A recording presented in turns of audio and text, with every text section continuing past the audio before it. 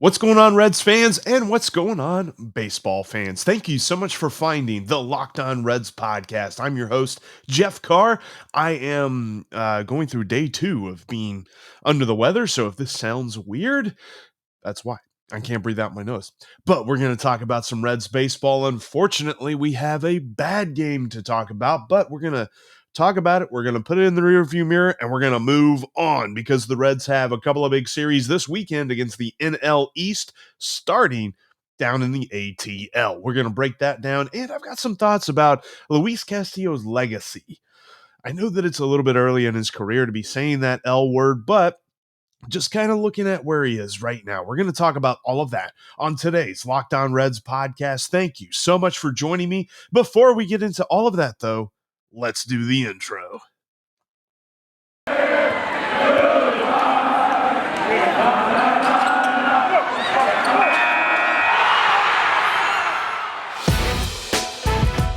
It's the Locked On Podcast Network, your team every day.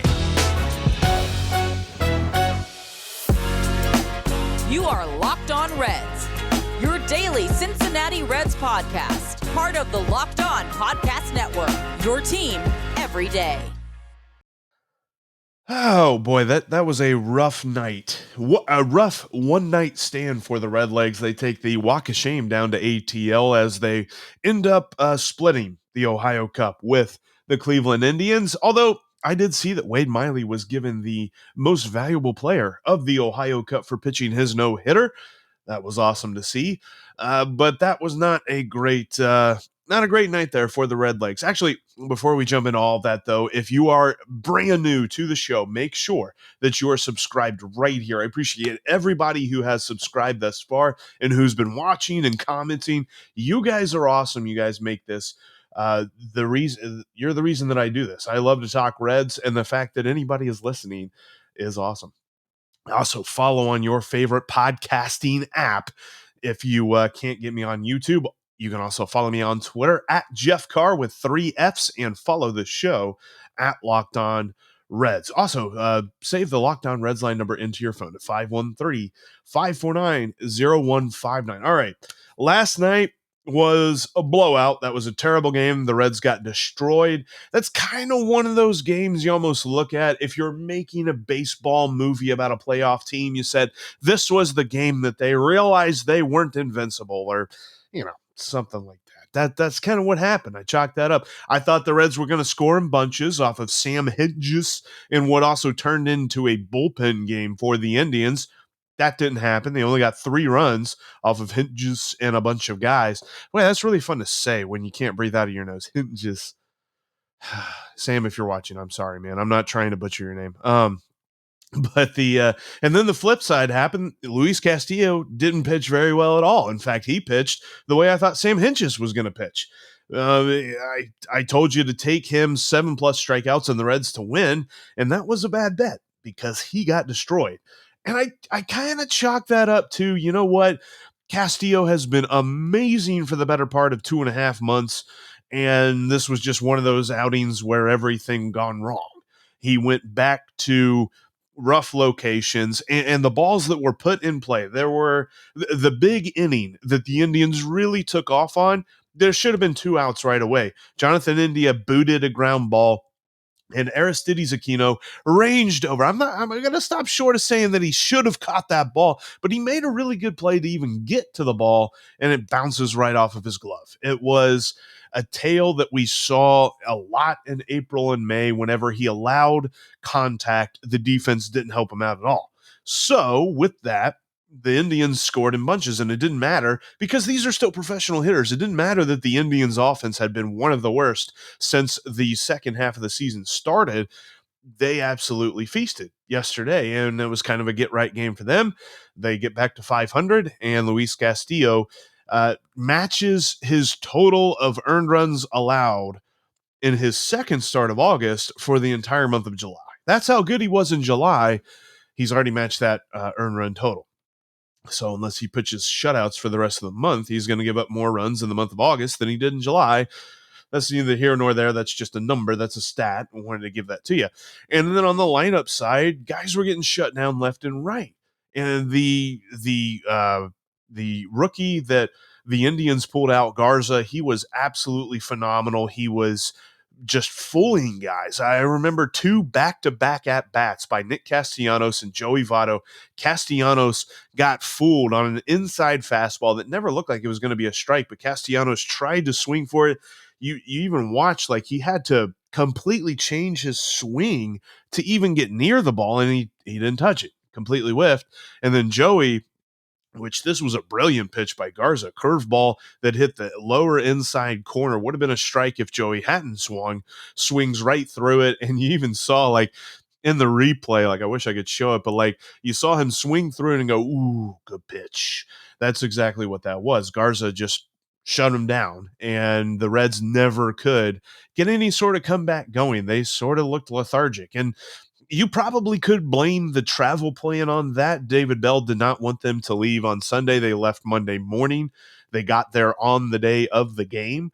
So maybe that's to blame as much as anything, but the weather wasn't that great. It was warm. It wasn't a cold weather game. You can't be saying, well, Luis Castillo doesn't pitch well in cold weather games, which we're going to explore that a little bit more next week. I'm going to have Joel Luckup on, and we're going to talk about that, what exactly that means, because we've seen plenty of bad starts from him. I know from my eyes and from my memory, there have been struggles for Castillo in suboptimal weather games.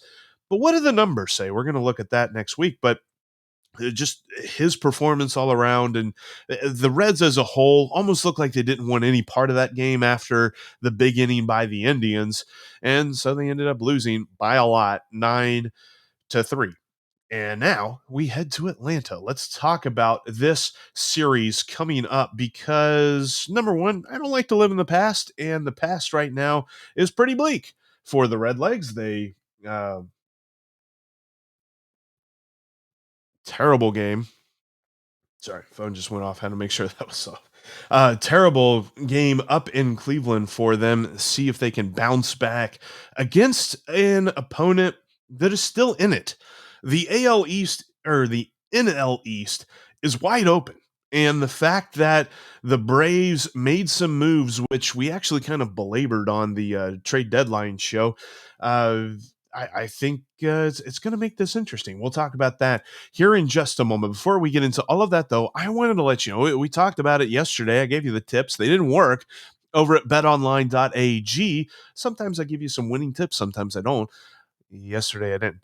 But you can check out betonline.ag today. Set up your profile and type in the promo code LOCKED ON to get 50% added onto your initial deposit. If you put in 100, you'll get 50 more just for typing in Locked On. And betonline.ag has amazing lines when it comes to Major League Baseball.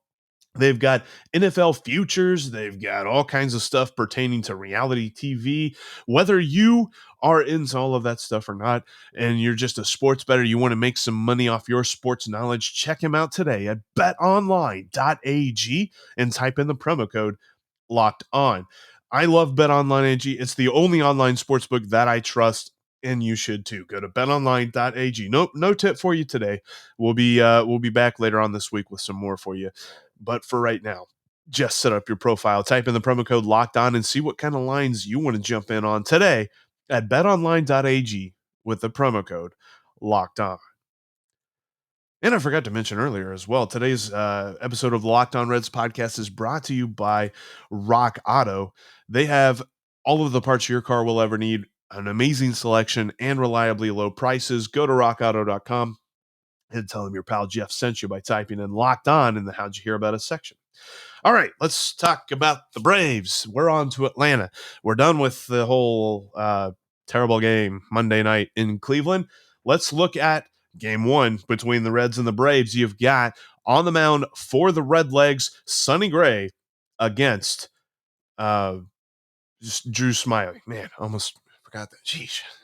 Anyway, when we look at this series, starting off, Drew Smyly, his one game against the Reds, he pitched pretty well. 6 innings, 1 earned run allowed. He scattered 6 hits, only had 3 strikeouts, but that's kind of been his MO. He's league average when it comes to a little bit below league average, really. League average in walks. He also has league average contact against him. The thing with him recently has been not pitching very deep into games. We might see more of the Braves bullpen here in this first part of the series because his last 3 starts, he's gone 4 innings in each of the starts. He has not gone long enough into the game to get a win, but in those last 3 starts, the Braves are 3-0.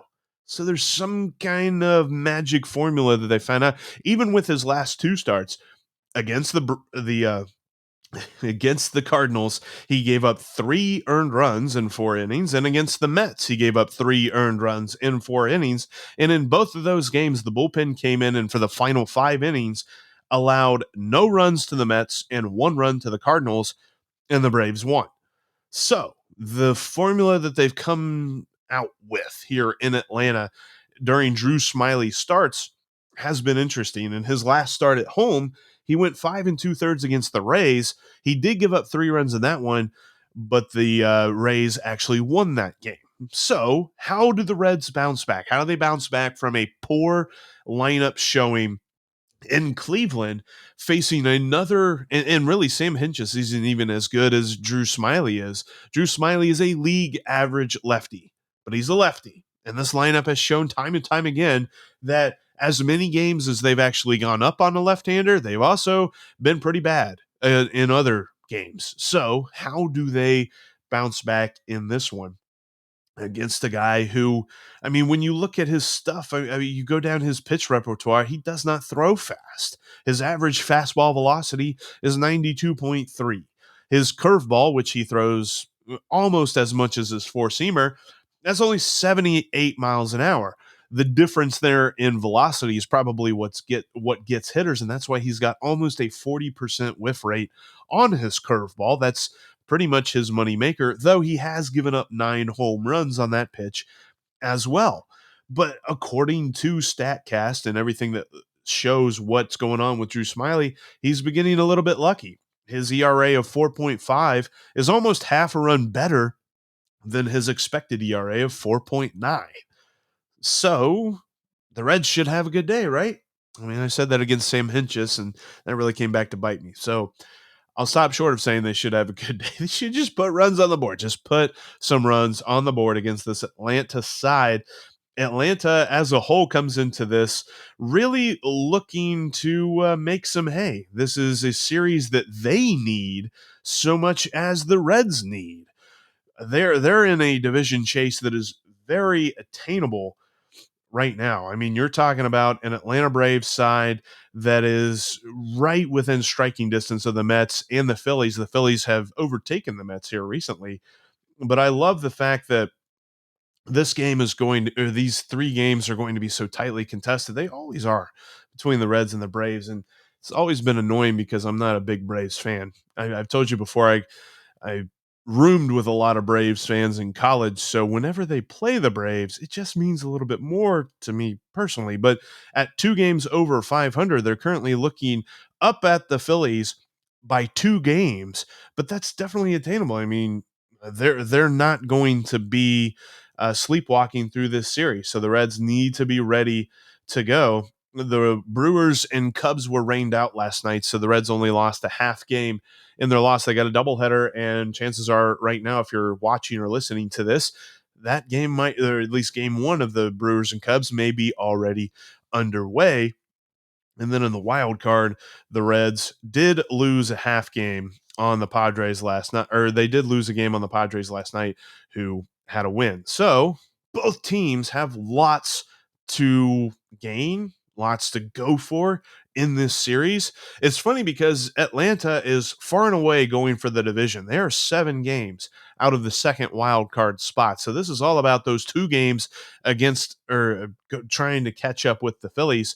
And what the moves that they made during the trade deadline, trying to bring in some guys. They did get Rich Rodriguez from the Pirates, so the Reds will most likely see him a couple of times.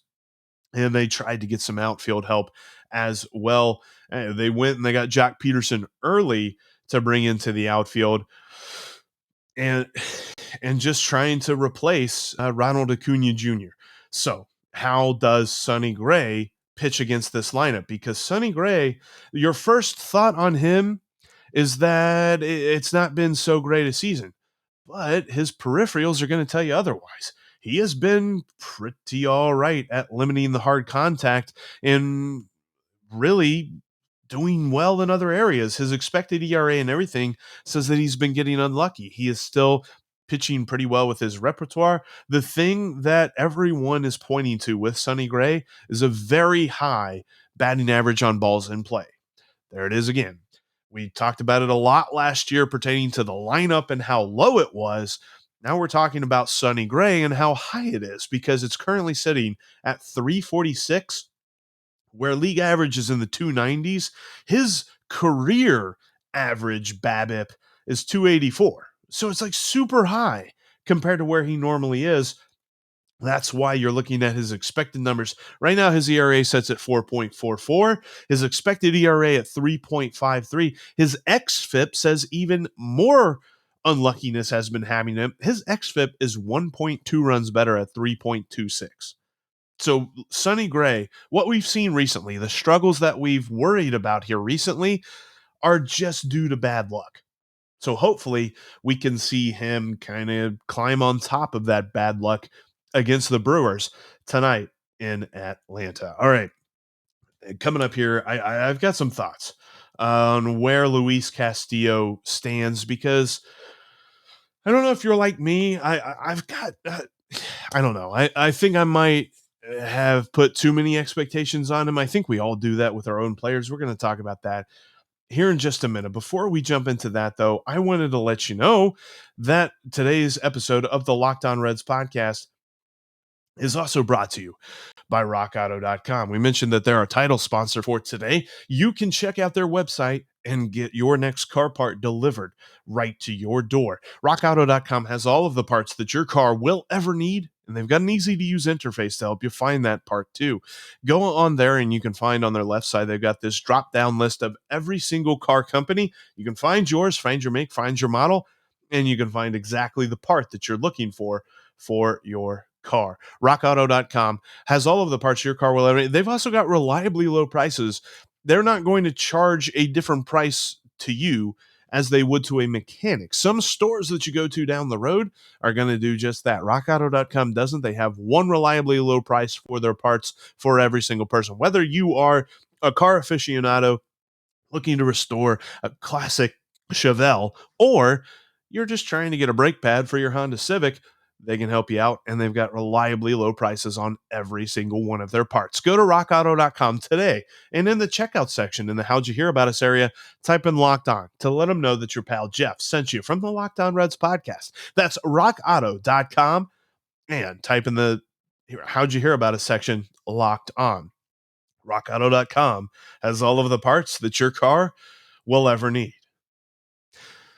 All right, I just want to spend a few more minutes today. I know I've sounded rough. I sound rough in my own ears. I hope I don't sound too terrible to you guys watching and listening today.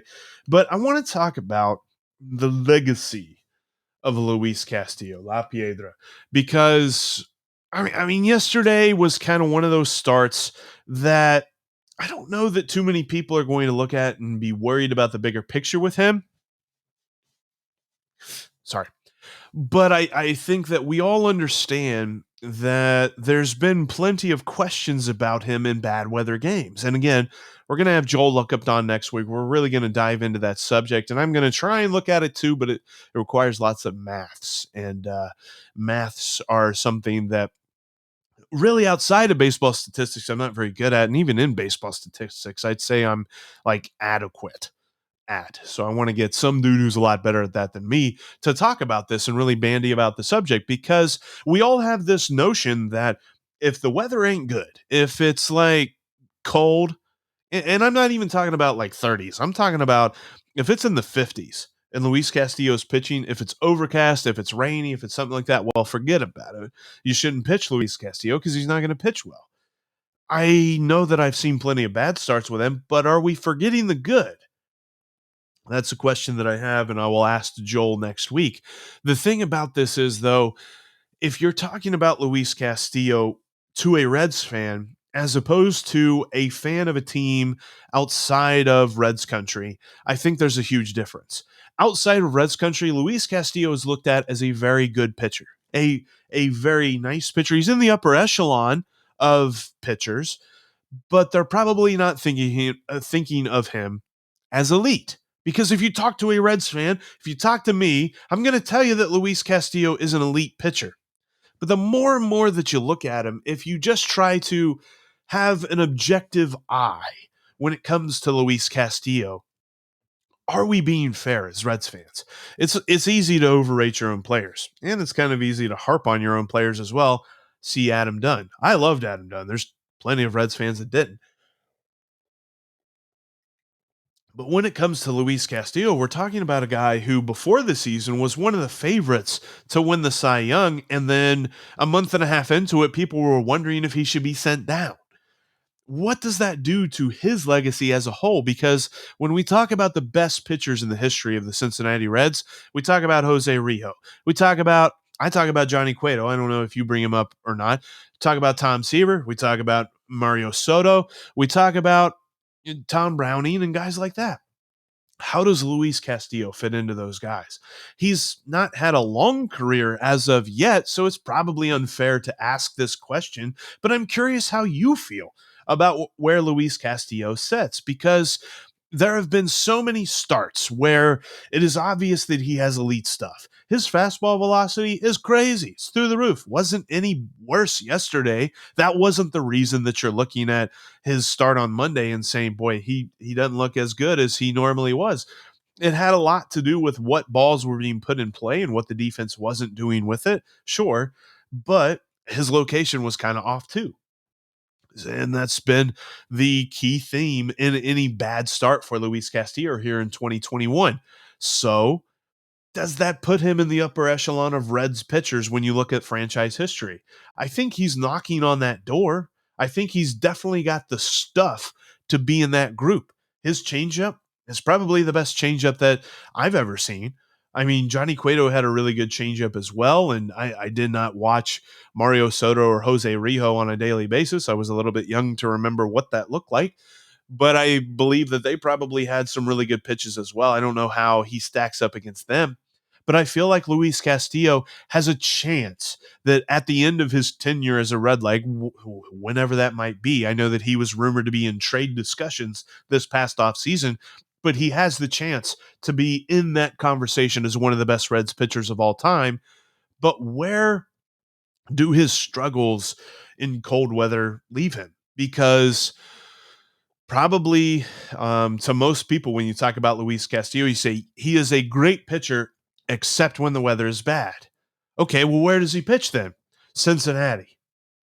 Yeah, okay, the weather's not great there all the time. In fact, you can blink and the weather's going to change. We always say that about Cincinnati weather. If you don't like the weather right now, wait 20 minutes. It's going to be different soon.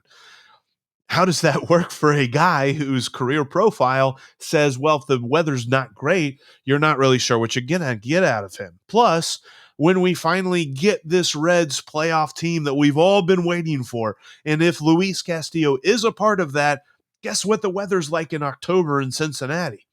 Not great. How's he going to fare there? That's the biggest question that I have about his legacy as a Red.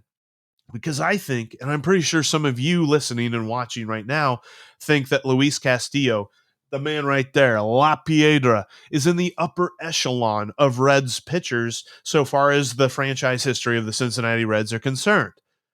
But does he make the top 5?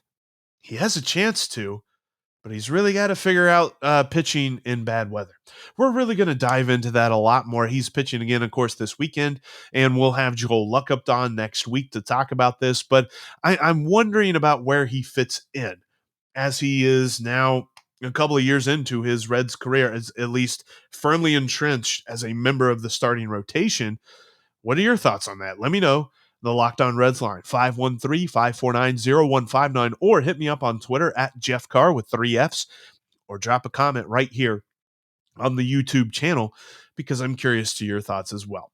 That's going to do it for us here today on the Locked On Reds podcast. Thank you so much for watching and for listening, for enduring this nonsense that is me not being able to breathe out of my nose and how weird this probably sounds. I should probably do any more podcasts with this voice right here. That might be more interesting than the one I've tried to use the entire... Never mind, I hate that. All right, we're done with that. All right. Thank you so much for watching. Make sure you're subscribed. Make sure you're following your favorite podcasting app. But that's going to do it for us here today. Now, go check out the Locked On Bets podcast. They're probably going to have a little bit better tips when it comes to betonline.ag for you to use today to make some money off your sports knowledge. That's the Locked On Bets podcast. You can find it wherever you get your podcast. But as for the Locked On Reds podcast, I'm your host, Jeff Carr. I will talk to each and every one of you with the Locked On Braves host, Dylan Short, tomorrow.